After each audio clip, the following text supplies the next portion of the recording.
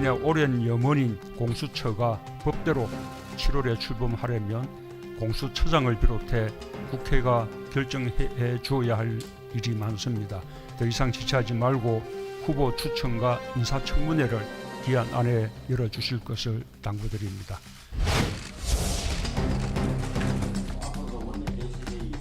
이번 총선 결과에 대한 반기를 드는 것이라고 생각합니다.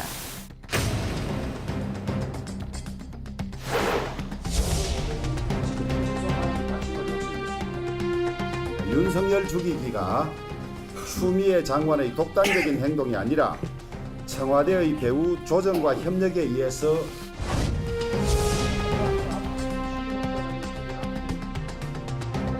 배성열 총장이 이 수사지에 대해서는 받아들여야 된다고 하고요. 자기의 진퇴의 문제는 그거는 본인이 결단한 문제이기 때문에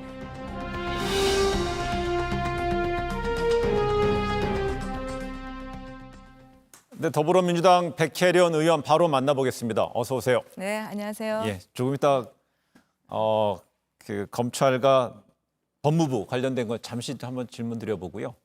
이번에 20대 국회 법사위원 하시고 또 이번에 또 21대는 법사위원회 간사도 하시고요. 네. 근데 상대자가 정해졌어요. 통합당의 김도읍 삼선 의원인데 원래는 법사위원장 후보로도 거론됐는데 네. 어때 맞상대제 된 평가 각오는 어떻습니까?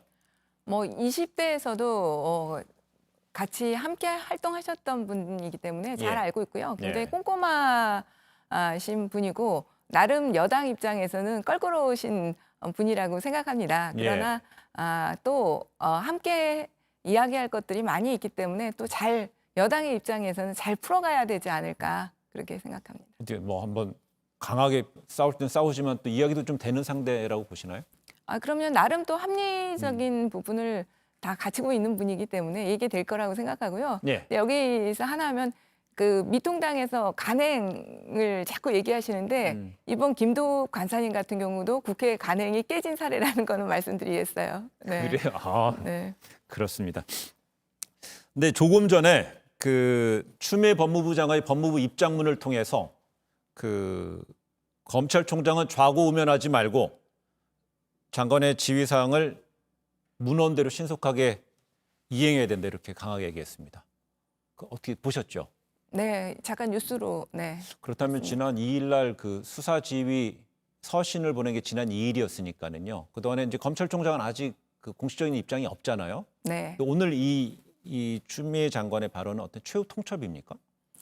사실은 검찰총장이 발언은 없지만 네. 지금 대검도 어떻게 보면 계속해서 간접적인 입장은 피력하고 있는 것이라고 볼 수 있죠. 네. 사실은 이 검사장 회의를 하고 검사장 회의를 이렇게 국민 앞에 밝히는 것 자체가 저는 굉장히 이례적이라고 생각합니다. 네. 네, 그것 자체가 어떻게 보면 검사장들의 회의 그 결과를 발표함으로써 감정적으로 어떤 문제 의식을 네. 표현하고 있는 것인데요. 그 표현 중에서 검사장들의 그 발언 내용 중에서 저는 이 추미애 장관의 수사지가 위법하다는 부분이요. 그 부분은 굉장히 좀 문제가 있다는 생각이 듭니다. 예.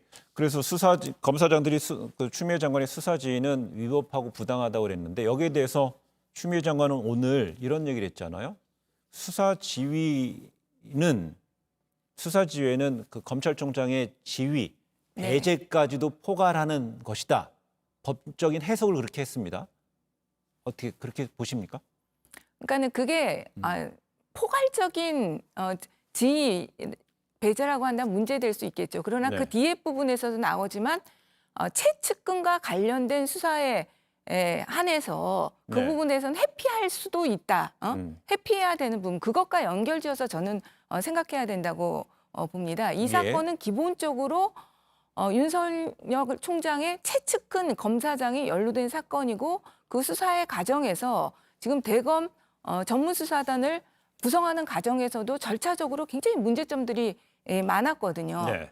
그렇기 때문에 추미애 장관으로서는 이 사건을 또 중앙지검과 대검이 갈등하는 모습을 보였기 때문에 검찰 사무를 총책임지는 네. 그런 법무부 장관 입장에서는 할 수 있었고 이 사건의 한정에서는 저는 그 문헌을 그렇게 해석할 수도 있다고 봅니다. 그러면 오늘 추미애 장관 이렇게 얘기를 했지 않습니까? 그 장관의 지휘상을 문헌대로 신속하게 처리하라 이렇게 한 거는 그 문헌에는 두 가지가 있잖아요. 전문수사단 중단하고 그다음에 그 현재 이른바 검언유착 사건에서 총장은 손 떼고 마지막 보고만 받으라고 그러는데 결국 문헌대로라는 거는 두 가지 다에 대해서 수용하라.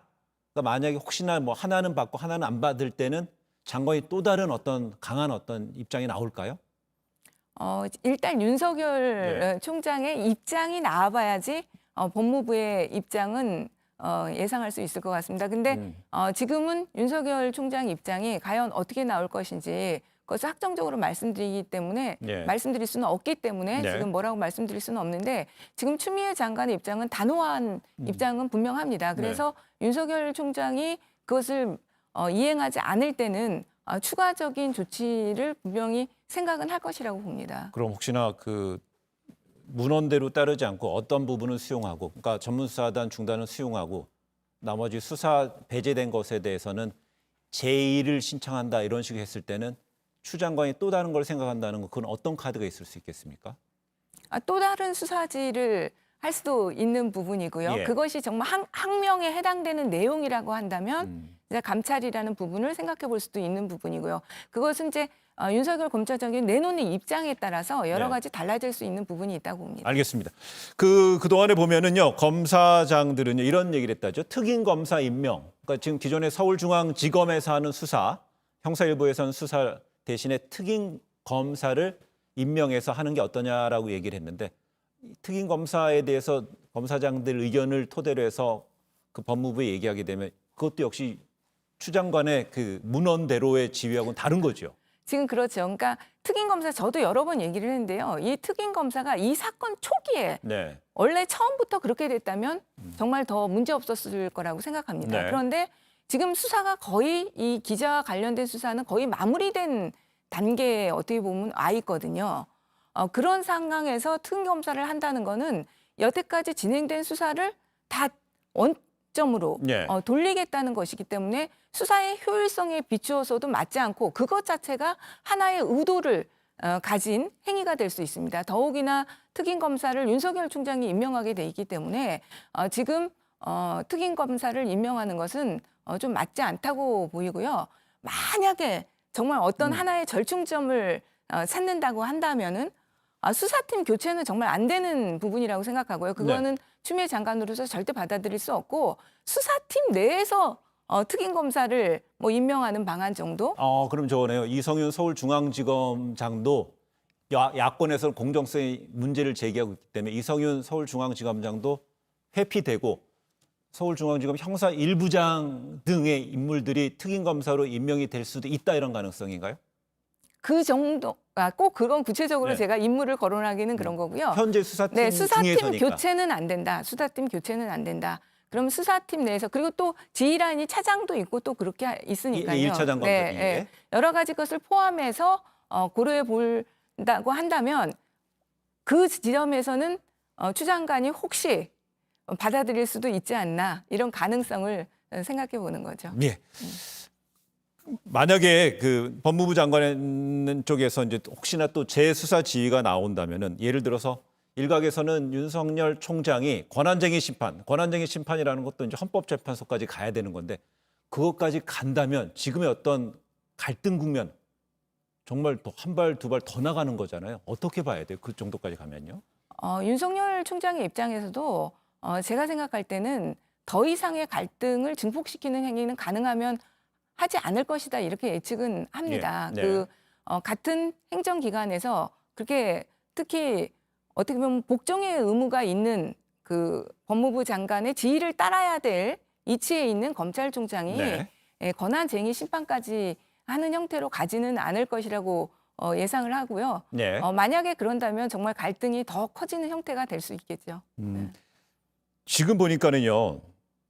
그 미래통합당에선 주호영 원내대표는요. 이 추미애 법무부 장관의 수사 지휘권 발동에 대해서 배경에 청와대가 있다 이렇게 얘기했습니다.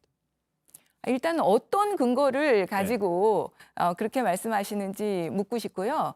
그러니까 이건 뭐 법무부가 민정수석실을 통해서 뭐 이런 사전에 뭐 보고했다 이런 식의 보고는 저는 할 수 있다고 예. 봅니다. 당연히 그거는 법무부 장관이 수사지휘권에 정말 유례가 없기는 없는 일이잖아요. 네. 굉장히 흔치 않은 일이기 때문에 청와대에 그건 당연히 보고할 수 있다고 생각합니다. 네. 그런데 그것을 승인을 받아서 하는 형태는 아닐 것이라고 보는 게 일단 추 장관의 이치를 한번 생각해 보세요. 추미애 장관은 5선 의원을 지낸 그리고 당대표까지 지내신 분입니다. 네. 그리고 제가 개인적으로도 당대표 시절에 대변인으로 모셔보기도 했지만 어떤 청와대의 지시를 따라서 그런 것을 이행하실 스타일은 아니시고요. 네. 네, 이치로 보나 여러 가지 상황을 봤을 때 청와대의 지시를 따라서 그렇게 하실 분도 아니고 하실 일도 아니라고 생각합니다. 저거죠. 뭐 어차피 우리나라 대통령제에서는 법무부 장관 대통령의 참모고, 그러니까 민정수석실도 결국 대통령의 핵심 참모진이기 때문에 거기 보고는 되는데 그걸 따라가는 건 아니다 이런 얘기예요. 그렇죠. 그리고 지금 문재인 정부와에서 옛날 박근혜 정부나 이명박 정부 시대에 민정수석실을 생각하시는 것 알겠습니다. 같아요. 그럼 이게 만약에 그 윤석열 총장이 만약에 재지휘 요청을 하고 여기에 대해서 추미애 장관이 또 다른 어떤 카드를 내놓는다면 조금 전에 우리 백혜련 간사께서 진단한 대로 정말 큰 충격인데, 이런 상황에서 앞서서 대통령은 그 두 기관의 협력, 두 인물의 협력을 당부했잖아요. 대통령이 지금 더 나서기는 힘든 상황인가요? 대통령께서 이 사건을 가지고 직접 나서는 것은 제가 볼 땐 바람직하지도 않고 나서지도 않으실 것이라고 생각합니다. 예. 이건 기관 간에 해결을 해야 되는 문제고요. 기관 간에 해서 이 발단은 저는 윤석열 총장이 제공했다고 생각합니다. 예. 본인이 이 사건에 대해서는 관여하지 않겠다고 먼저 선언을 했어요. 예. 대검 부장회의에 일임을 했지 않습니까? 그런데 대검 부장회의에 합의가 있기도 전에 전문수사 자문단을 구성하면서 이 일이 이루어진 그러니까 것이거든요. 문제 소지는 윤 결자 총장부터 시작됐다. 해야 합니다. 결제. 그럼 혹시요. 지금 헌법 이제 어차피 이제 뭐 법률가시잖아요. 헌법에 보면 총리가 행정부를 통할을 한다고 돼 있잖아요. 그럼 대통령이 안 되면 총리는 좀 여기서 역할이 없습니까? 그동안에 어떤 각 부처의 이런 구체적인 네. 사안에 대해서 특히 법무부 어떤 사건에 대해서 총리께서 직접 나서신 적은 없기 때문에 예. 이 사건과 관련해서도 저는 총리가 나서지는 않을 것이라고 생각합니다. 알겠습니다. 그럼 오늘 법무부 장관이 그 검찰총장한테 좌고우면하지 말고 문헌대로 이행하라 이렇게 얘기했으니까 오늘쯤이면 윤석열 총장 입장을 내야 될까요? 아니면 좀 더 숙고하고 입장이 나올까요?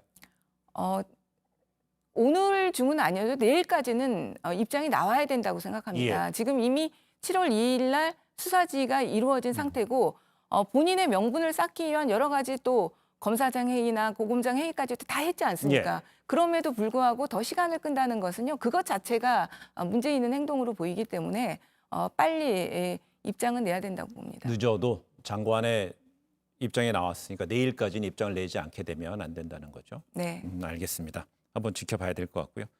그런데 제가 한번 여당의 핵심적인 그 법사위 이번에 국회 원구성에 이제 파행에 이제 핵심 단초가 됐던 법사위 간사시기 때문에 한번 꼭 질문드리고 싶었어요. 네. 최근에 법무부와 대검찰청 이런 갈등, 우리 사회 모든 이슈가 좀 블랙홀처럼 들어가는 것 같습니다. 왜 이렇게 갈등의 배경은 뭐라고 보십니까? 그동안에 그러니까 쌓여진 갈등이 있고요. 그다음에 이번 사건이 갖는 또 갈등 두 가지가 저는 네. 같이 양자 존재한다고 생각합니다. 그동안에 검찰이라는 무소불위의 권력을 가진 또 조직 보호 본능이 굉장히 강한 검찰이라는 조직이 있었고요. 우리 정부가 들어섰지만 그 수십 년간 이어져 온 조직이기 때문에 그게 단순간에 뭐 개혁이 된다든지 바뀔 수는 없습니다. 예. 그것에서 갈등이 있고 그러나 그런 여러 가지 갈등에도 불구하고 이번 사건이 갖는 저는 특수성이 또 크다고 생각합니다. 이번 사건 같은 경우는 정말로 검찰청장이 직접 수사 지휘하거나 관여하기에는 굉장한 공정성의 시비가 붙을 수밖에 네. 없는 사건이기 때문에 그로 인한 문제점들이 또 있는 거죠. 제가 질문드렸더니 역시 그 문제 첫 출발은 윤석열 총장이다 이렇게 진단하셨어요. 지금 백 의원은요 공수처장 그 후보 추천위원 선정위원장도 겸하고 있습니다. 7월 15일 날 공수처 출범하는 건 사실상 어렵지 않겠느냐는 얘기 나오는데 그럼에도 더불어민주당에서는 공수처장 추천위원 예정대로 좀 추천하시고 그러나요?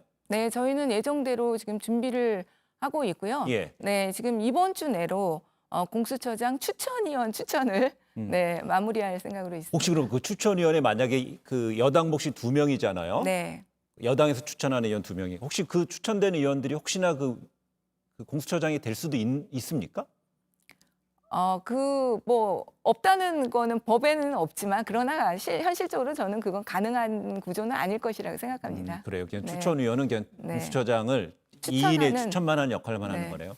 근데 지금 통합당에서는 헌법재판소에 이 관련해서 이거 또 문제 제기를 하고 있잖아요. 헌재 결정 나올 때까지 공수처는 출범 못 하나요? 아니면은 그 공수처장 추천위원 뭐 운영 규칙안 같은 거를 민주당만이 단독으로 개정해서라도 시간 아니 너무 그 개정과는 별개로요. 예. 공수처장 추천위원회는 출범할 수 있습니다. 예. 공수처장 추천위원회는 저희가 그 공수처법에 보면 부칙에 준비 행위를 다 할 수 있게 돼 있어요. 공수처 예. 출범 전에. 그래서 추천위원회는 준비위원회에 들어가기 때문에 예, 할 제가 수 질문을 있는 조금 약간 혼란스럽게 네. 해드렸나 본데 그거보다 공수처 지금 통합당의 헌법재판소에 이제 문제 제기를 한 상황, 청구한 소송에서 청구한 상황이기 때문에 차일피일 미뤄줄 수는 없다면 그 법사위에서 민주당이 주도하는 법사위에서 법 관련된 공수처법 관련 개정을 해서라도 단독으로 갈 생각이 있는지 질문드립니다. 네, 지금 그거는 이제 당장은 아니고요. 일단 원내에 지금